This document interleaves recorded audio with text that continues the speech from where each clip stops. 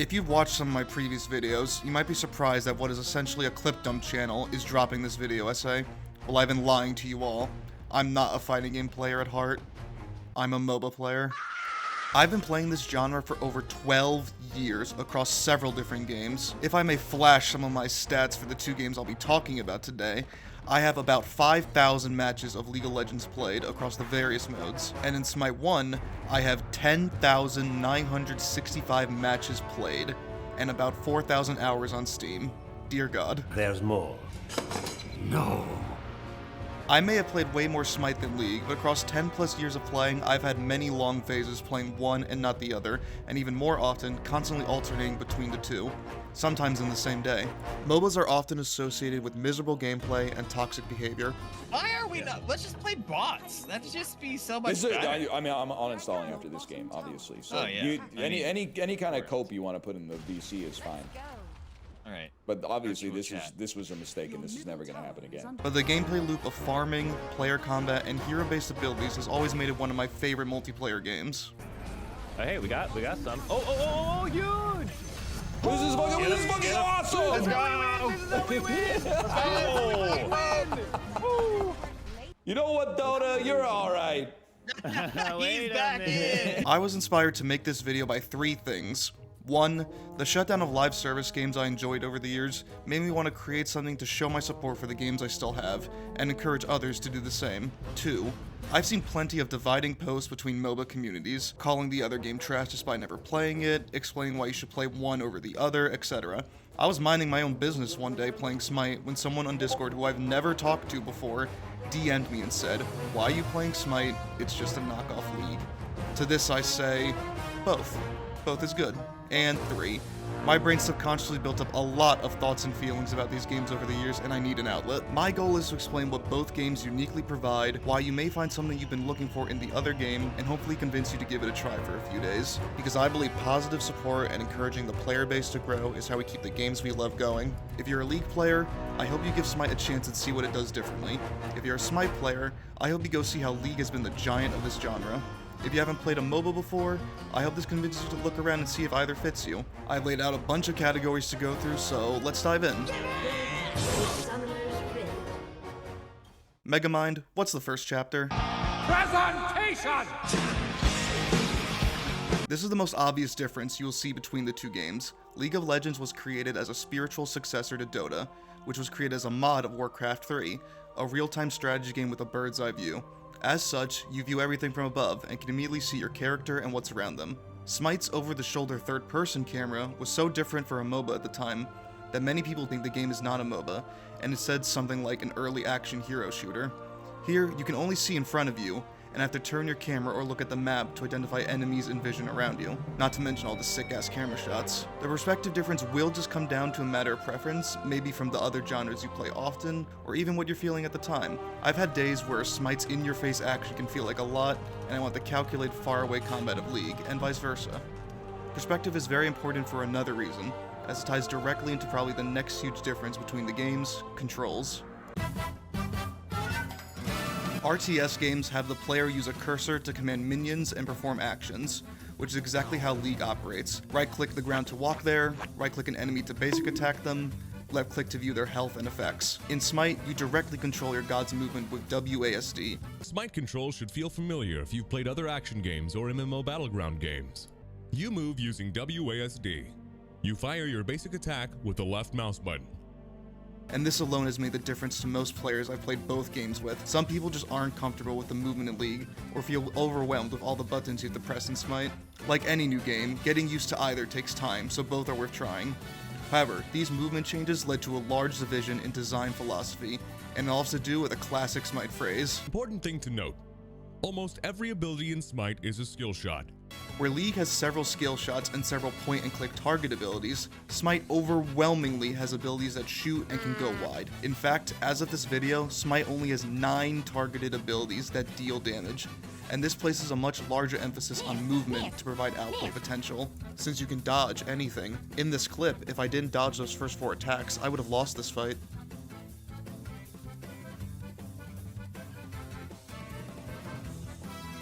Yes, League has skill shots to dodge, and some legendary clips come from dodging abilities, but this game has a larger emphasis on matchups, kiting, and knowing when to pick your fights. If you play a melee champ and your opponent is ranged, they can just click on you and harass you down just because you committed the heinous crime of wanting to farm. There are some champions who just can't miss their damage, and you outplay them by positioning yourself out of range, recognize when you can and can't fight them, or baiting them out of position. Though there may come a point where it doesn't matter if they land all their moves, you are just stronger than them. If you are 1 HP in League, you are a point-and-click range attack away from death, but Smite players can take that 1 HP to the finish line. I have this memory from over a decade ago, and I still remember it clear as day, but I don't have any footage of it, so please enjoy this inspired recreation. I'm playing Siege right here on the enemy side, and I'm Sun Wukong. I just killed an enemy, but I use all my abilities and I have no health, and an enemy Medusa just rounded the corner. I can't run straight away or I'll just be shot easily, and my movement ability isn't up for another 8 seconds, and so I do the only thing I can.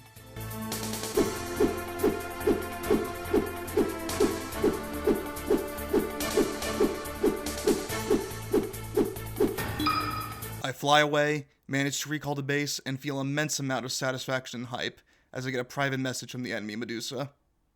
Wow, what a rush. This extra accuracy check may make Smite harder to learn, where a new League player can pick a champion with no skill shots and go to town, but it does make combat feel fast and thrilling. But again, League plays into this concept of targeted abilities. Characters with stealth take advantage of the need to click on them to avoid damage while getting ready to strike, where in Smite you could just predict where the invisible is and shoot a skill shot. Neither philosophy here is wrong, they just value different aspects of competitive games. Trying League with Smite as my first game, I was so surprised ADCs just can't miss their autos. It sounded so oppressive to fight, but as you may know, League has had metas where ADCs are weak, and in Smite, ADCs have always had a place in the meta. I think there are several factors to this. 1, Smite's ADCs typically have more movement options to stay safe, and 2, they can fire basic attacks while moving, where in League, you stop to fire an attack.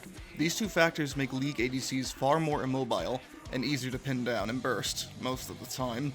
Even more so with point-and-click assassin engages. And some players don't want to develop carpal tunnel flicking their mouse back and forth just to kite. Another thing I really like is that tanks can actually body block basic attacks for their carries, where in League sometimes all you can do is console your ADC and help them meet death in peace. I'm sorry, little one. So if you've played League and hate how much you can get hit by a point-and-click crowd control or an unavoidable nuke, try Smite. And if you play Smite and hate how you positioned better, farmed better, and should be stronger, but the little rat just won't get hit, try League. I do have one more point for this segment. Smite's controls open the door for a whole new world of players. Consoles. Smite is the first MOBA playable on consoles, which is hands down an incredible win for accessibility. There are thousands of gamers who don't own a PC and can just pick up and play Smite, bringing tons of new players to the game. If you're watching this and only have a console, Smite is the only one of these you can try right now.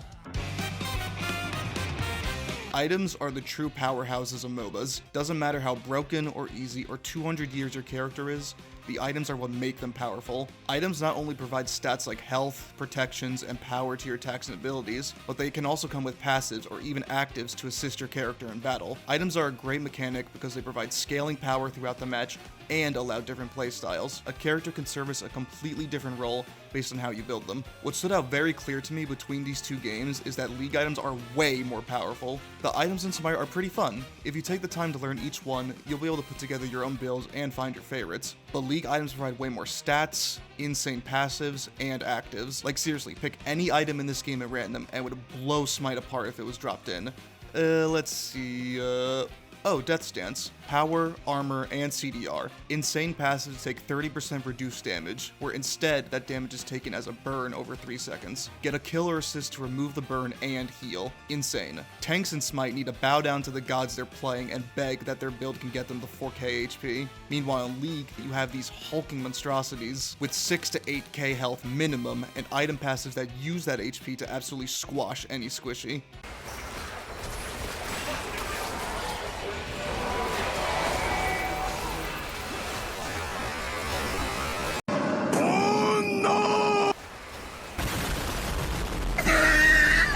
I could make a dozen examples of this, so just take my word for it that League items are on a higher power level. So for this section, my advice is if you don't find Smite's items exciting, go wild trying the League items. And if the League items are too strong for your taste, try Smite and see what build you can cook up. To even get these items, we need gold.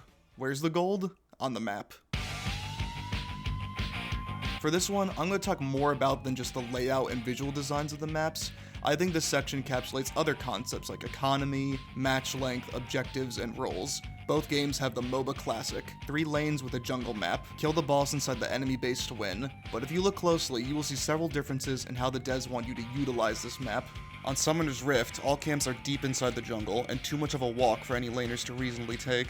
Which makes sense, the jungle camps are exclusively for the jungler to farm. In Smite, however, pretty much every version of the Conquest map has some jungle camps close to each lane, and those laners are meant to take them after the minion wave is cleared.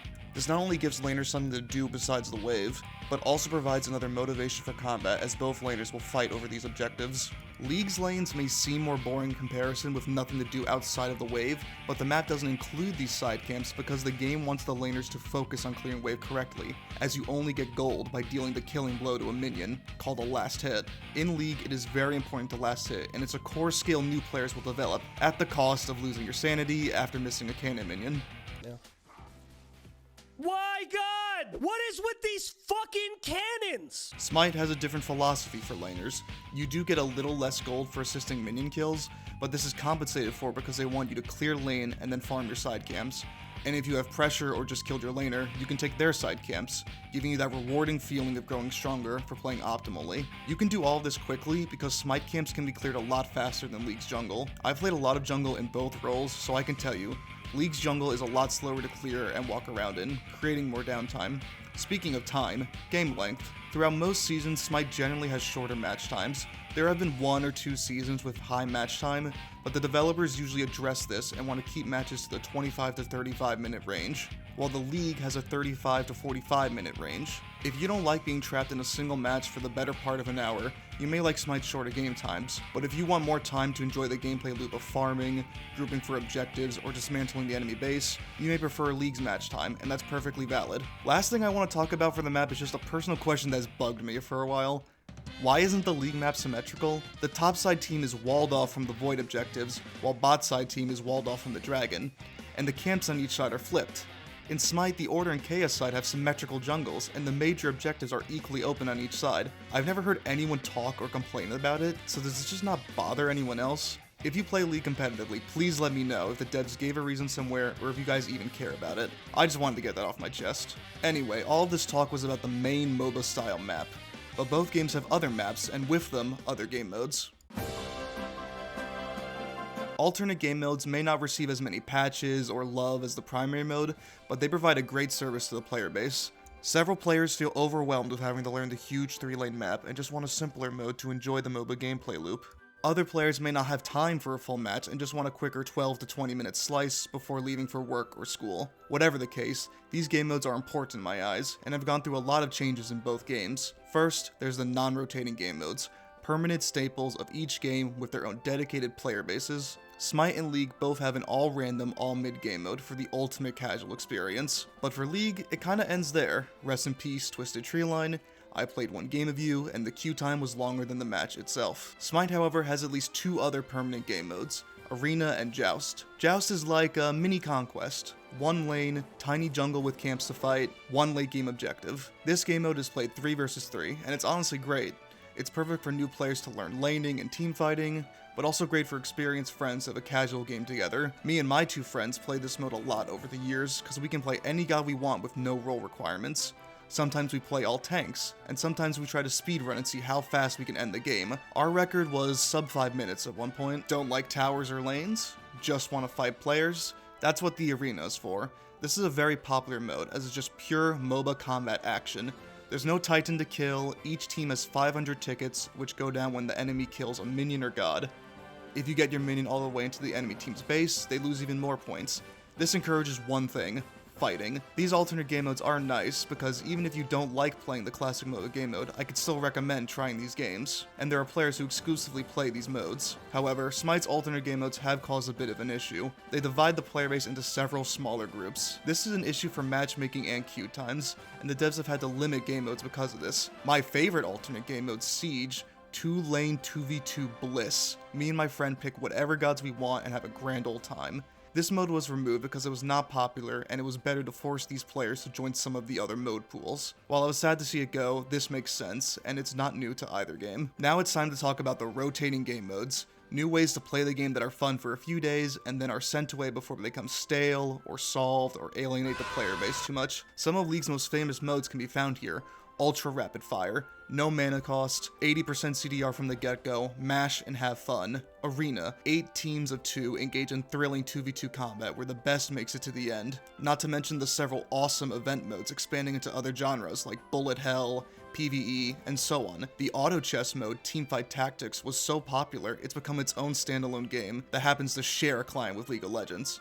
And apparently Smite's working in Auto Battler 2? What? Smite has had some of these before, existing map with modifier slapped on, but none of them ever stood out as popular with the community like League's did. What is still very much living in my head are the adventures. Xing Chen's Mountain, one team against insane PvE challenges similar to Doombots. Loki's RPG adventure, band of 3 heroes try to optimize and beat the whole game in one run with meta progression. And of course, Smite Cart, baby! Let's go, Smite Cart! Love Smite Cart! Get a lap, Smite Cart! Don't win again. Did someone win? God, this sucks. What? I got placed in 8th? They stopped doing these because they didn't significantly improve the player base, and it was costly to make new content just to take it away. But wow, were they cool for the existing players. Just fun patches of unique gameplay to break up the formula for a bit. It may not make total sense to recommend the 2 games using these game modes you can't even play anymore, but they were a lot of fun and a part of the game's histories, so it's worth mentioning because when you start playing, there might be new modes to try yourself. I won't touch on lore too long, because not only do both games have a ton of it, and this video is already long enough, but the majority of players don't care about the lore, and I can't blame them. You don't need to know the lore at all to play and enjoy these games. If you do like lore, League has an entire expanded world in Runeterra, with different regions, cultures, and stories, and it's pretty fleshed out. Each champion comes with a bio introducing them and a short story. This is a benefit of using original characters. You can create a unique world and use it as the draw for some players. Smite does have lore, but it's not talked about nearly as much as League's.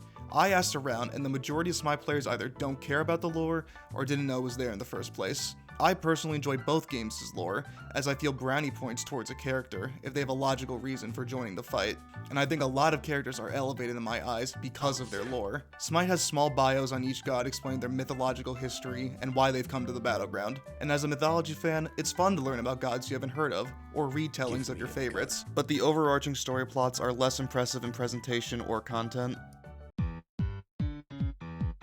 Just like lore, these next 2 categories have little to no bearing on your ability to play or enjoy the game, but it is another form of content and warrants going over. Character and skin designs provide nice ways to pretty up your experience how you want, and both games have some great cosmetics. Remember when Marvel Rivals started adding special VFX to ultimates on skins? And us MOBA players all said, oh, we've had it good for years. Both games feature new particle and dazzling effects on those skins, but there are some differences in what skins provide. In League, most skins have unique recall animations and use the skin in the character portrait, not to mention you can actually see the character model from the front sometimes. Smite includes new voice lines for nearly all skins, both for taunts and the vocal ping system, providing more immersion to the skin's fantasy, where League only adds this to legendary skins and above.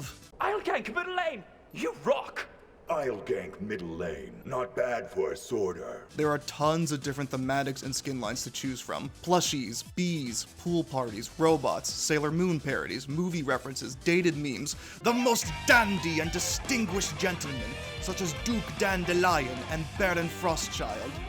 Demons, cursed shit, even more cursed shit, the entire food skin line that makes me want to die. Bunny girls. Riot is no stranger to fan service, and even makes it the pure selling point sometimes. Well, fuck me. Smite has received some flack for their goddess design several years back, but as much as I'd like to invalidate all criticism by showing you this 11-year-old game theory defending Smite's character design as historically accurate and empowering, but...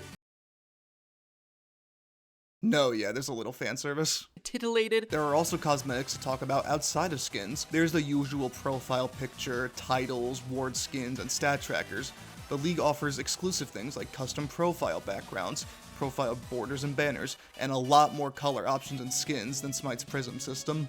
Meanwhile, Smite has loads of unique customizable features. Loading screens, portrait borders, music themes, UI changes, pedestals and God Select, announcer packs for kills. Quadra kills!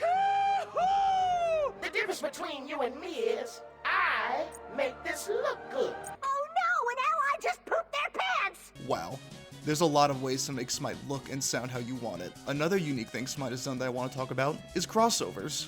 Smite may have a little Fortnite in their blood, because over the years they have had 13 unique crossovers with several classic and beloved franchises. There's Avatar: The Last Airbender, Transformers, TMNT, RuneScape, Nickelodeon. I'm someone who is very susceptible to fanfare and nostalgia, and these crossovers have been really cool to see in game. Sure, visual clarity has kind of gone to the wind, but I'm sure many will say it's worth, because hey look, there's Iron Mouse. Wow, these games have great cosmetics. How can I unlock them? Monetization will always be a cursed topic in gaming. These live service games are free, so cosmetics need to help support employees and future development. At the same time, bad monetization will rally some players against your game, while the whales still buy everything anyway and reward these practices. Both games have some monetization strategies that are friendly to players, and some unfriendly. Let's start with the one monetization method that actually affects what you can play: unlocking characters. Unfortunately, MOBAs do require you to purchase characters, unlike some modern hero-based games. In Smite and League, you can purchase characters by playing games and earning favor and blue essence respectively. This creates a free, albeit slow, way to unlock characters over time, while also encouraging players to play more. Smite does offer a god pack, which gives you all current and future gods forever, usually for $30 or less if there's a sale going on. If you tried Smite and it felt good, I wholeheartedly recommend it. League does not offer a buy-all bundle, but there are several smaller bundles containing about 20 champions and even a skin. Xbox Live owners can link their account to unlock all champs, which is a great commodity. You may not be able to buy all the characters at once, but there are several ways to earn blue essence, like daily and weekly missions, and the beloved Hex Tech chest system, giving champion shards to purchase at a discount, disenchant them for essence you can spend on a champ you actually want, or even free skins. Now for actually buying skins. The conversion rate for most Smite 1 skins nowadays is $20, which is a lot. Jesus, $20 for one skin you won't even see every game is steep, though the game does have a way to compensate. Most skins available for purchase can also be found in these chests, that you could spend about $5 to $8 to roll and get a random skin from the pool. This is a manipulative monetization method that eggs people on, but I wouldn't call it full gacha. Gacha has a pool with 99% of the pulls being worthless, and the 1% is what everyone is trying to get. Every roll in this chest does get you a skin, so if you're a flex player, there's value to be found. Smite also has had several events multiple times a year where they give free gems away and even free chest rolls. That plus earning free gems on login rewards means you can get free skins for continue playing. Earning free skins this way makes the pool of available pulls smaller, and thus cheaper to get a future skin you want. This is a way to reward dedicated players with cheap or even free skins, but to new players, it's about the standard monetization you'd expect from modern live service. League's most common skin tier, Epic, is a whole $9 cheaper, while being the same quality as Smite's tier 3 skins, but they don't throw out VRP like ever.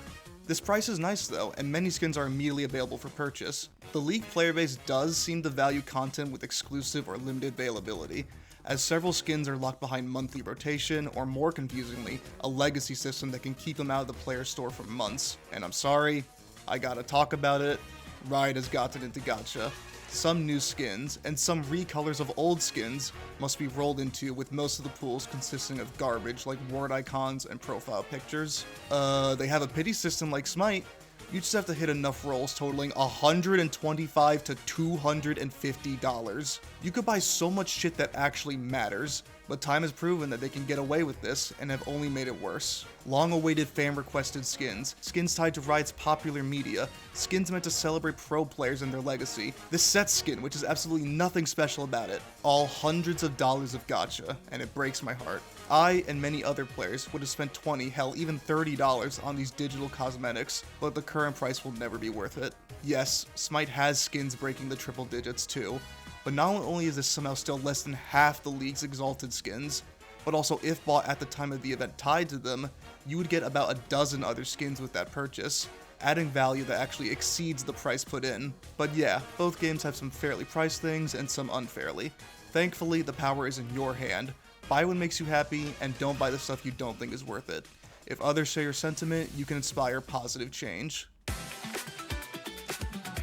This section also has no bearing on actual gameplay, but it is very important. I'm gonna get this out of the way. Yes, both games have toxic players, so does every multiplayer game, and some single player ones. Mute them, report them, and move on. That's all the time and words I'm going to give them, because it would be a shame to waste time on this section about them when there are two wonderful communities to prop up. We did it. What's up, babes? Biackeye, Mrs. Neath Ultimate Smite here. Now, after 15 years of only looking from afar, I got to officially join the fun. Today, we become legends. Hey, my name's Inter, and welcome back to the channel. Alright, the off-season is crazy good. It's a good off-season. Hello, and welcome to BSL Ishtar Division Finals. Smite is back. Two communities who love to make content, host events, and share their favorite moments because they love their games and want to give back or be a part of them. And of course, there's the electric esports scene that brings the player base together, showcases the best matches you will ever see, and creates legends the community will remember forever.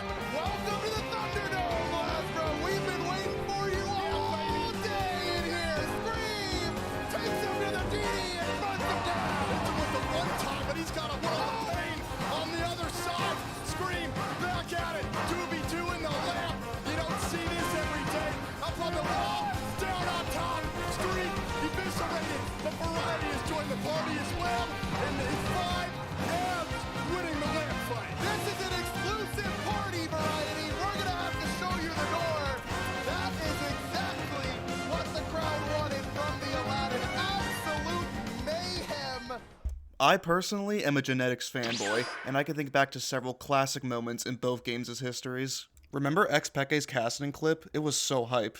And Faker is a legend not just in MOBAs, but video games in general. He's a 6-time world champ. Dude, remember when Weekend went 23 minutes only doing 667 damage in a pro game?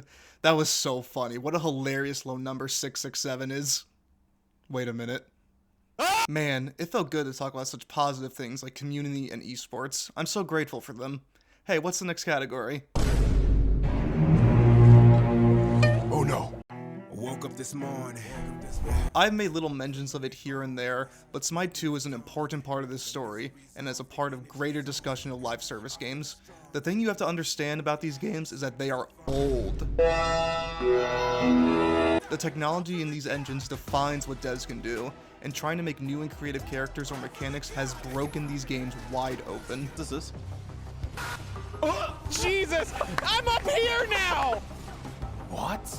I wish I could give a hug to whoever had to make Letourneau work in Smite 1, because hiding in walls in such a way that makes you vanish from the entire map and still be able to cast abilities and traps had to be a nightmare. So Hi-Rez had a thought. A new engine not only allows them to neaten and optimize and clean out the spaghetti code of their game, but opens the door to new and exciting mechanics and designs, easier bug fixes, wildly new abilities, UI that actually looks good. The possibilities are endless. Riot even seems to be working on a massive tech upgrade of their own. I already have nearly 1,000 matches played of Smite 2, and I love it. It perfectly fits the name of a sequel. The same core gameplay, world, and style of the original, but new mechanics, quality of life features, and a much needed coat of paint. There's a reason a lot of this background footage has been Smite 2. It's a lot harder to sell the game when it looks like this. But there's a catch.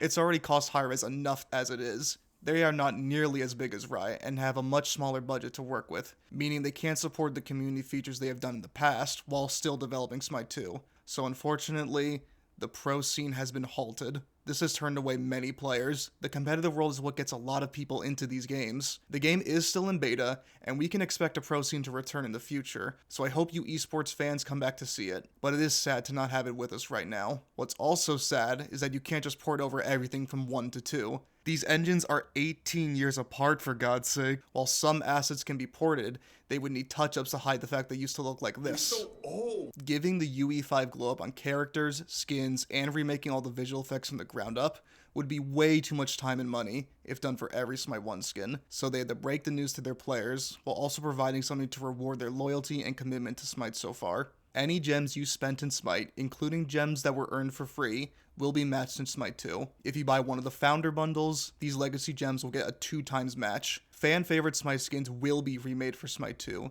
and players can purchase any legacy content with 100% legacy gems. All new content can be bought with half of their price covered with legacy gems, and the other half with Smite 2's currency, diamonds, essentially providing a 50% discount. If you played and spent a lot of gems in Smite 1, you will essentially have a half-off deal on all Smite 2 content forever. And yet, the player reaction to this was profoundly negative. Players would bash Hi-Rez for not being willing to spend multiple years remaking every skin. Players complained that they couldn't use legacy gems to buy all new content for free. I saw all of this and thought, guys, what do you think happens with your money when a live service game ends? If Marvel Rivals announced they're shutting down servers tomorrow, do you expect to be refunded for all the skins you bought? Live service games are almost always free to play, and players buy cosmetics to stylize their experience while supporting the continuation of the game. When you buy a single player game, you have it in your library forever, but that's just not how live service works. Think of it as getting a free car. The car is free, so it can't be too nice. Oh, how about a 2014 Honda Accord? And all you have to do is pay for the gas. You can buy gas for years, but eventually the car breaks down. Do you think you'll get your money back for the gas? No, because the money was used to support the car as long as it did, and the money leaves with it, but you are left with the experiences and memories of your journey with that car. Alright, now. What? Oh, the triple! The quad! Oh, and I'm dead for it, but it was epic. Oh my god.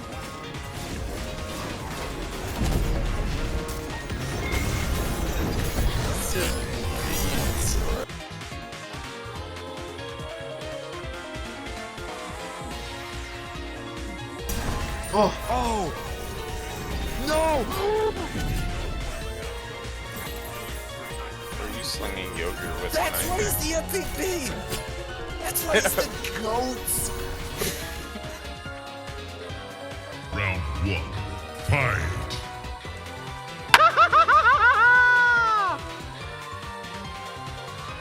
Oh!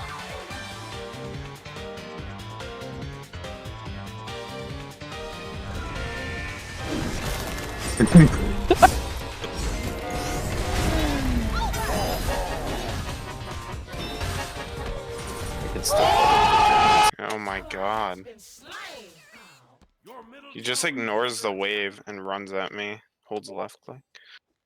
I feel like he should be slower than that. I'm not super winning this 2v1, but I'm doing really well. Ba-dum, ba-dum, bum-bum. Ba-da-bum. I see you in the sky. Da-dum, da-dum, da-dum.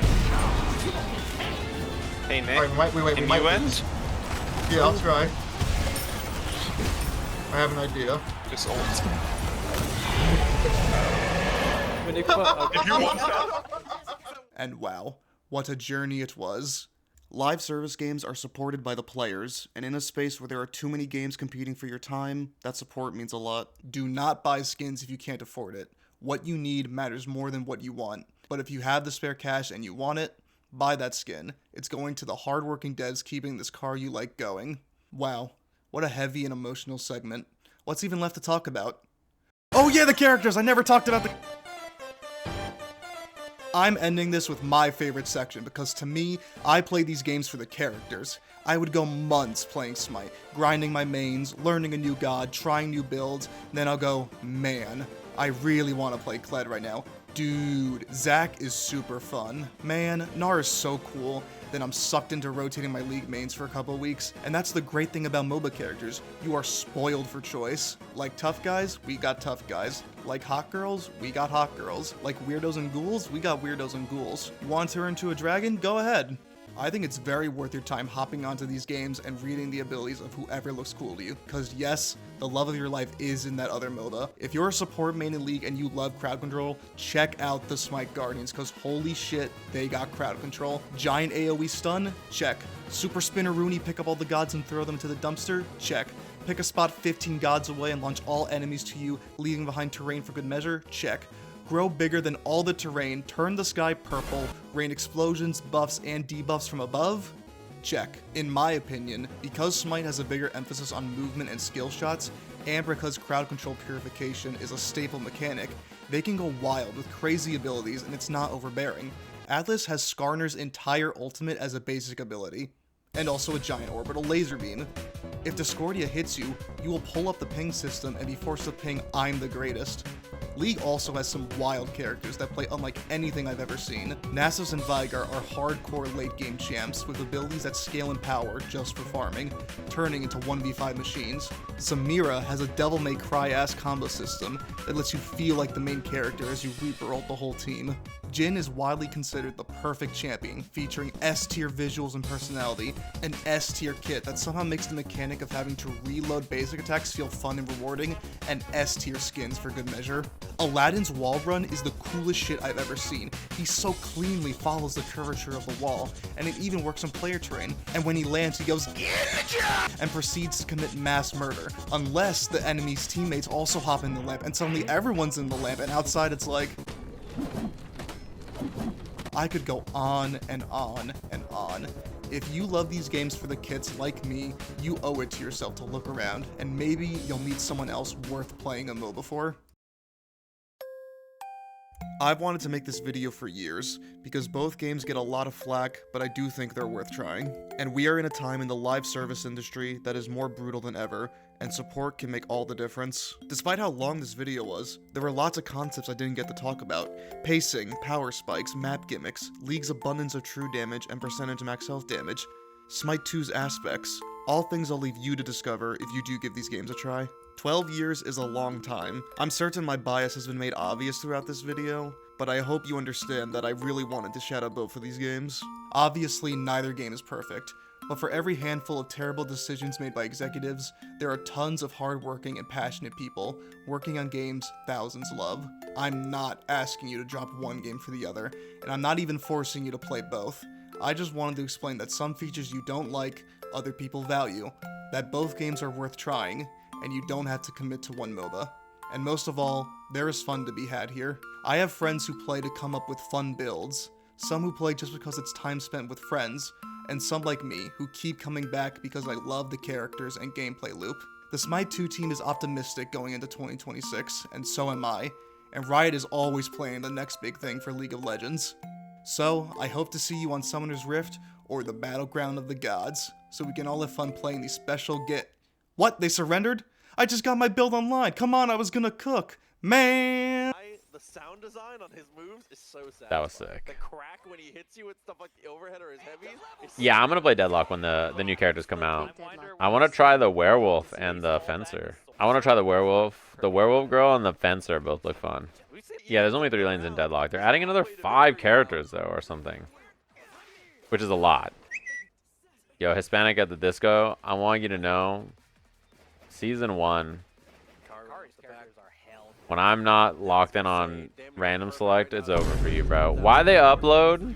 The replay uploaders uploaded our match. And I'm like, bro, I'm over here random selecting, and they gotta upload me fighting Hispanic at the Disco. Rusty. They were like, oh yeah, this time we'll upload this. That's crazy. What's their problem, bro? Oh, that was good. Oh, that was double good. What'd I do, bro?